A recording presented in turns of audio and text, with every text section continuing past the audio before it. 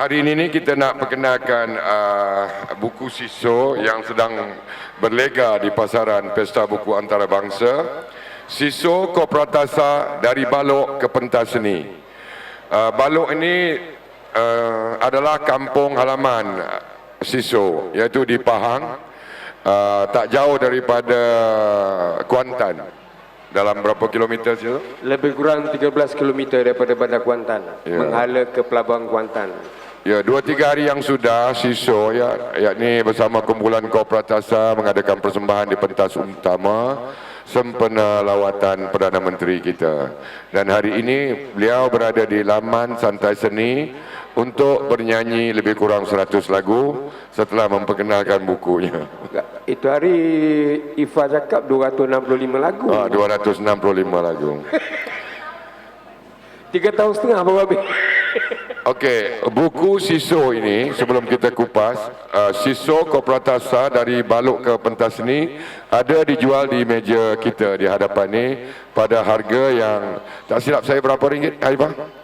Harga RM30. Harga istimewa, dan tuan badan dia ada di atas pentas. Siso Kopratasa, boleh bergambar dengan dia. Kemudian boleh mendapatkan tanda tangan dia. Kata dia tadi, kalau beli buku dia, dapatlah dia tambang balik kampung tengok kebun dia. Jadi Siso ada kebun di Balok. Okey Siso, Ya. saya tengok ni, siapakah Wanza Muhammad ini sebenarnya? Wanza Muhammad ni merupakan ikon kepada pusat kebudayaan USIM. Dia antara bekas pelajar di USIM dan sekarang menjadi penulis penuh masa di majalah-majalah tertentu, dan dia juga menjadi ghostwriter untuk beberapa pemimpin. Okey, buku Siso Kopratasa ini kita boleh anggap ni sebagai biografi ya, biografi. Tidak menceritakan kisah-kisah gula, kisah-kisah minum gula ataupun minum air manis Siso Kopratasa. Kisah dia menjala ikan 3 hari 3 malam dapat anak budu pun ditulis di dalam ini. Maksud saya bukanlah cerita budu, tu mana ada laut budu. Belukang adalah ikan belukang. Maknanya kisah ini adalah kisah pahit manis Siso sepanjang hidup dan juga sudah semestinya sepanjang karier seninya.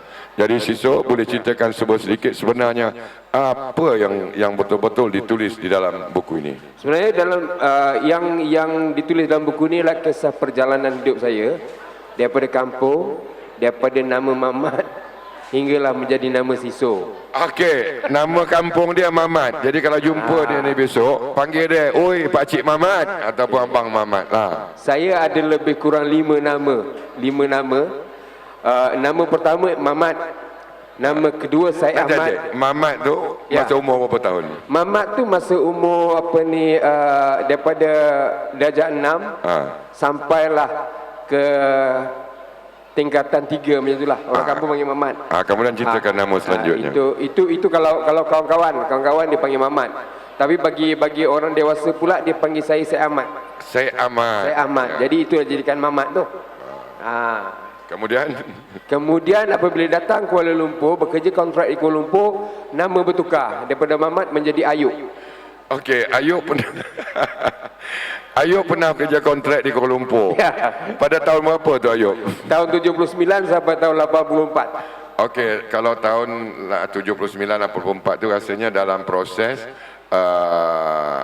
pembangunan daya bumi kalau tak silap. Ya, mengenai bumi. Antara bangunan yang paling menjadi ikon Kuala Lumpur pada waktu itu ialah daya bumi. Daya bumi. Jadi sebenarnya saya pun terlibat. Dan untuk pengetahuan, kalau antara jambatan daripada KL sampailah ke PJ, di atas tiang jambatan tu ada getah bulat yang dipanggil bearing. Bearing itulah yang saya pasang. daripada Istana Negara Lama sampai ke PWTC sekarang ni ada jambatan, atas jambatan tu ada bearing juga dipanggil, itu pun saya pasang. Okey. Banyak juga khidmat sosial. Banyak khidmat sosial. Ayub masa tu ya. Ayub. Okey, Ayub dibayar oleh tokek kontrak berapa ringgit sehari? Waktu itu bekerja kontrak gaji dia RM7. Tapi sebenarnya ada sejarah kenapa saya dipanggil Ayub. Kenapa tu? Sejarahnya ialah saya masa Kuala Lumpur ni saya agak kasar orangnya, agak ganas. Jadi kalau kita tengok pada zaman itu, komik yang popular dekat utusan Malaysia ialah Ayub Tulakang. Ayub Tulakang, okey. Jadi karakter Ayub Tulakang tu dia kecil, tapi akal dia panjang, dia agak kasar. Jadi sebab itu dia orang panggil saya Ayub, merujuk pada karakter Ayub Tulakang tadi. Jana anak Ayub pun termasuk dalam buku ni juga. Termasuk. Okey, Ayub seorang pekerja kontrak. Daripada Mamat dia menjadi Syed Ahmad. Kemudian dia menjadi Ayub. Dia ni sesumpah betul ni. Okey, Ayub kerja kontrak tu masa umur berapa? Tak 30-an lah. Waktu tu saya belum kahwin lagi. Okey. Saya tengok sebab sekarang umur saya 66 tahun. 66 tahun kalau nak kira tahun 79 tu kira sendirilah. Buka kalkulator. Okey, yang maksud saya semasa Ayub kerja kontrak ni Ayub dah menulis lirik ataupun apa-apa? Waktu tu saya suka mengumpul kata-kata yang merangsang ataupun memberi inspirasi. Contoh misalnya saya terbaca kata-kata yang menulis all the rivers run into the sea yet the sea is not full. Wow. Kemudian Montego Bushy ada menulis cinta yang besar membuat jiwa manusia besar tapi tidak semua orang memilikinya. Kemudian saya ada membaca dia menulis sujudlah kamu ke bumi kerana apa yang kamu bercakap di bumi akan didengar oleh Tuhan di langit. Itu antara kata-kata yang menjadi inspirasi kepada saya lah. Kepada Ayub. Kepada Ayub waktu itu. Kemudian di awal tahun 83 saya mula belajar menyanyi dekat Jalan Alor Bukit Bintang. Jalan Hicks Bukit Bintang. Okey.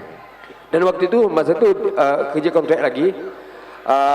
Bekal saya balik daripada belajar vokal tu 50 sen saja untuk saya beli bihun dekat bas stand Kelang, bungkus kemudian balik ke rumah, balik ke kota waktu itu di belakang Istana Negara untuk makan. Airnya adalah air paip. Jadi masa itu belum lagi berkarya secara komersial. Belum berkarya lagi. Masih lagi menghayun simen dan segala-galanya. Masih lagi menghayun simen, masih lagi pikul simen, masih lagi meniti atau besi-besi. Okey, saya nak tumpu kepada nama ni. Selepas Ayub apakah namanya? Selepas Ayub saya dikenali oleh Said. Sebab kawan-kawan kalau Sani pun dia tak panggil saya Siso. Sani panggil saya Said. Usup panggil saya Said, Sani panggil saya Said, dan banyak geng-geng teater pada waktu itu panggil saya Said kerana merujuk kepada nama saya yang sebenar lah. Okey, selepas Said baru Siso.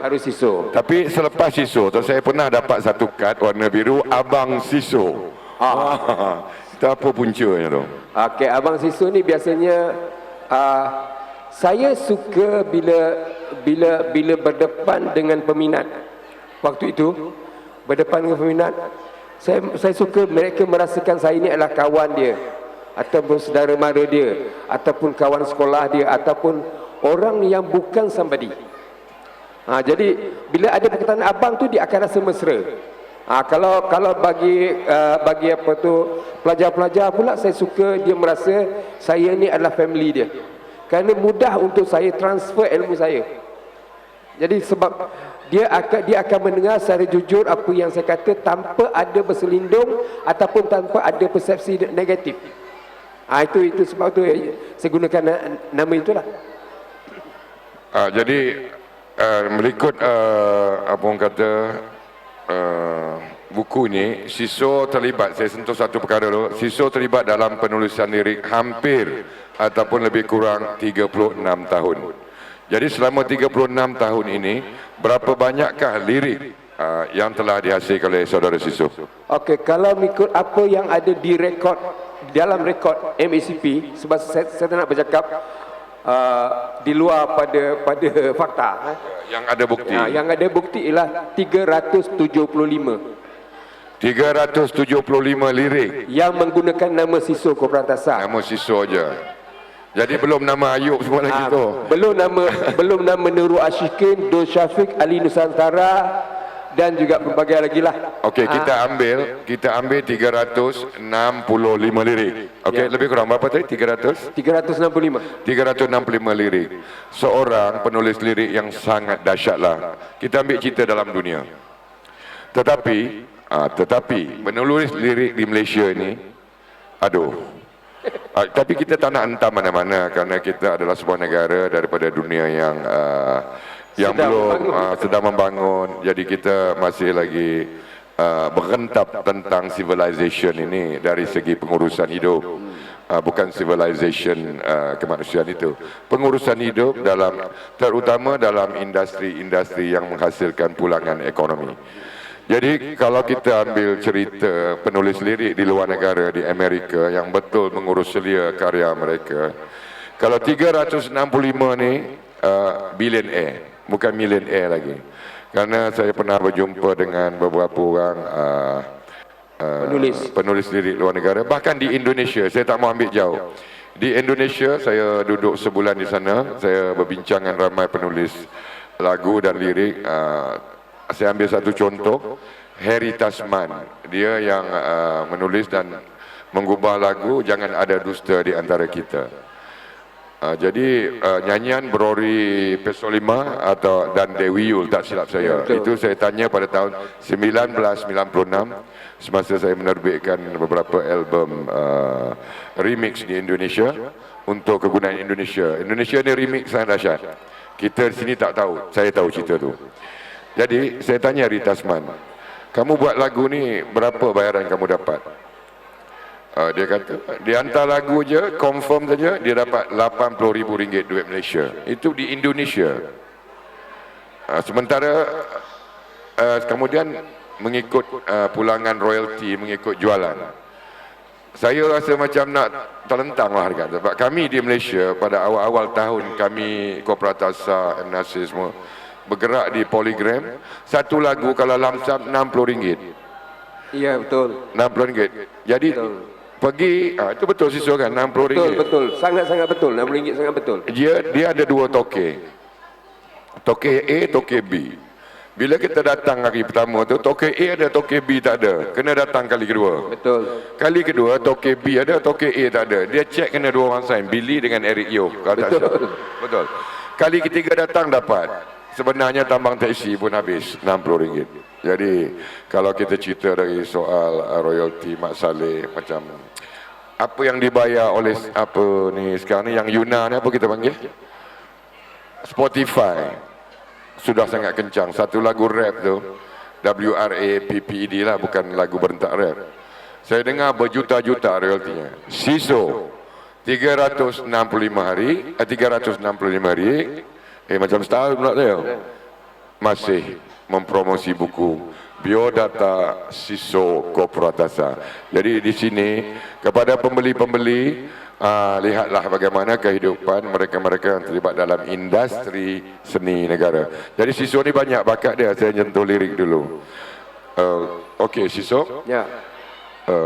Berapa lama Siso mengambil masa untuk membuat orang kata apa ni, lakaran atau apa kita panggil itu, catatan untuk menghasilkan buku ini bersama dengan rakan yang Siso pilih? Oleh kerana kita waktu itu terlibat dalam COVID. Jadi kita banyak buat sidang video lah untuk mencari bahan ataupun bercerita pengalaman kepada penulisnya. Kerana daripada cerita pengalaman saya itu barulah penulis itu dapat merangka structure buku dia, kemudian barulah bagi pada bab-bab tertentu untuk diisi. Jadi lebih kurang dekat 8 bulan jugalah. 8 bulan untuk membentuk structure, membentuk bab dan juga mencari bahan-bahan yang difikirkan sesuai dengan bab yang ada dalam buku ni. Jadi lama jugalah. Lama. Okey, di antara petikan ataupun fragmen daripada buku Biodata Siso Koperatasa ni, saya terlihat ambil upah tulis surat cinta. Bagaimanakah ceritanya ni? Mengambil upah tulis surat cinta. Cuba ceritakan. Okey, saya pada zaman sekolah tu saya memang suka menulis pantun, menulis kata-kata, menulis kata orang tu kata-kata yang memberi inspirasi lah. Jadi kawan saya ni dia bercinta dengan seorang gadis di Pulau Pinang. Suratnya dapat tapi dia tak reti nak balas. Itu tahun bila tu saudara itu? Masa saya masih lagi di peringkat sekolah menengah. Lebih kurang macam itulah apa ni ingat saya. Jadi tukang tulisnya saya, upahnya ialah rokok sebungkus. Dah isap rokok tu masa sekolah. Sekolah. Masa sekolah dia isap rokok Ardas. Rokok Ardas tu ingat lagi dia ada dia punya apa ni akronim dia tu Ardas tu. Aku rela duit aku terbakar hangus. Ardas. Ardas aku rela ya tak. Dulu semua ada makna tu. Semua ada makna. Semua ada dia punya akronim dia. Benson and Hedges semua ada makna. Ada makna. Jadi Gold leaf, gelombang ombak lautan dalam, lembaran engkau aku faham. Itu tandanya orang Melayu ni memang terror. Bab apa ni? Bab menyembelit perkataan. Kan? Betul. Jadi kita memang rasanya purata dilahirkan, ditakdirkan sebagai manusia, makhluk-makhluk seni lah sebenarnya orang Melayu ni. Kan? Kebanyakannya. Okey. Sebenarnya sampai ke ada lebih kurang berapa ratus muka surat ni? Cuba cekkan Zizon. 200 lebih. 277. Jadi 277 muka surat. 277 muka surat dan kita menjualnya pada harga diskaun di laman lantai seni ini hanya RM30 saja. RM30 saja. Jadi dalam buku ini yang kita baru cerita hal Siso menulis lirik. Tapi sebenarnya Siso juga merupakan seorang penulis skrip dan juga pernah terlibat mengarahkan beberapa cerita-cerita pendrama, pentas, tak kisahlah untuk siaran TV. Saya tahu dia ni. Kemudian dia juga adalah dari kumpulan bersama dengan kumpulan Kopratasa. Di samping itu dia juga ada bergerak sendiri-sendiri apabila lorong-lorong muzik ini terlalu sempit untuk dirempuh 3 orang sekaligus. Jadi bersama Kopratasa berapa album sudah diterbitkan? Bersama Kopratasa termasuk album kompilasi lah, lebih kurang 7 album. 7 album. 7 album. Jadi Kopratasa ni antara yang paling banyak album di Malaysia selepas Elicat. Betul. Elicat 20 album. 20 album. 20 album. Kopratasa 7-8 album. Ini kerana ketiga-tiga ahli Kopratasa ni mempunyai juga bidang kerja masing-masing. Ya, betul. Sani Sudin seorang pelakon, penulis skrip, monolog. Jadi macam-macam. Jadi mereka tapi sempat juga menghasilkan 7 album. Ya. Dan satu yang menarik, mungkin orang terlepas pandang bahawa Kopratasa pernah bernaung di bawah Polygram. Ya, Polygram syarikat rakaman antarabangsa dan pakai label Polydor warna merah. Itu saya memang Polygram. Banyak hati-hati besar yang menggunakan label Polydor ataupun Polygram. Dan ramai orang-orang tak pernah nampak benda ni. Jadi saya nak tanya, saudara Siso kenapa tak nak tulis buku puisi? Saya ada buku puisi. Saya ada dah siap pun kerangkanya dah pun transfer ke pen drive. Tapi tidak sempat untuk saya bagi kepada penerbit untuk diterbitkan. Kerana pesta buku ni lah, tak sempat untuk pesta buku ni. Kerana pertama sekali benda tu kena bila saudara kata 365 lirik, tapi nak beli basikal sebiji pun masih payah. Usahakan nak basikal bumper kereta jatuh pun nak tukar baru pun tak boleh. Jadi saya diamkan dulu dan penerbitnya dah pun ada. Cuma kami belum ada perbincangan lanjut lagi lah untuk diserahkan pen drive yang mengenongi puisi-puisi saya itulah. Okey, pada satu musim dulu kami ni kawan-kawan kami melihat Siso ni begitu aktif dengan radio dan televisyen Malaysia, terutama TV lah. Jadi apa sebenarnya kerja yang Siso buat di RTM itu? Okey, di RTM ni saya dilantik sebagai pakar rujuk untuk hiburan TV, kemudian ahli panel untuk persembahan, penulis skrip, pengarah lakon, penata vokal dan juga program designer. Program designernya maksudnya macam ni. Bila nak raya aja RTM akan terbitkan satu program dia panggil Tamasya Aidilfitri. Maka saya ditugaskan apa yang kita nak buat dengan Tamasya Aidilfitri. So dari A sampai Z saya akan fikirkanlah bagaimana program itu, desainnya, kemudian apa lagunya, siapa artisnya, siapa penulis skripnya, bagaimana kita nak buat, di mana kita nak syuting, semua saya fikirkanlah. Itu antaranya. Kemudian kalau misalnya kita nak masukkan lagu rakyat, dia orang cari saya juga. Urusannya kalau negeri Terengganu tu lagu rakyat yang bagus untuk diketengahkan lagu apa.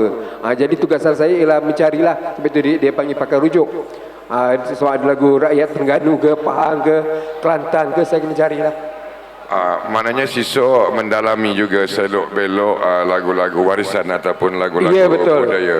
Kerana bila saya diarahkan oleh Allahyarham Tan Sri Zainuddin Maidin pada waktu itu sebagai Menteri Penerangan untuk terbitkan program Salam Pantai Timur, dalam pemikiran saya ada 3 benda yang perlu saya ketengahkan. Pertama sekali ialah isu-isu semasa di sebelah Pantai Timur. Kemudian dialek negeri, setiap negeri di Pantai Timur, dialek negeri Pahang, dialek negeri Terengganu dan juga Kelantan.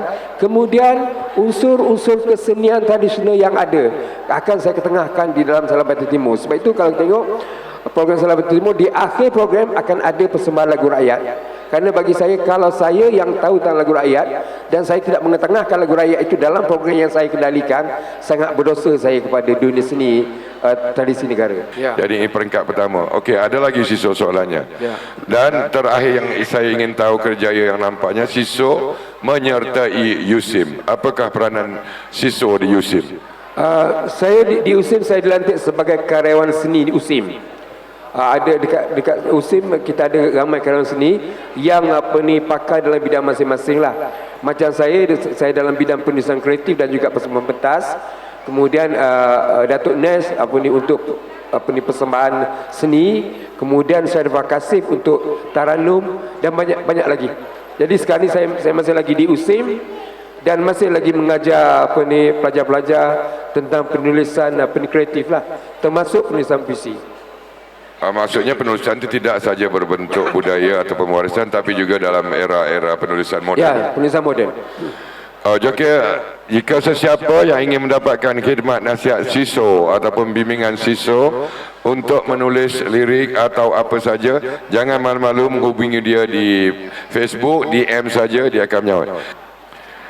Jadi terima kasih Siso, nanti kita akan panggil lagi kerana orang belum tahu ada buku Siso ni. Assalamualaikum, Pesta Buku Antarabangsa Kuala Lumpur. Terima kasih Siso.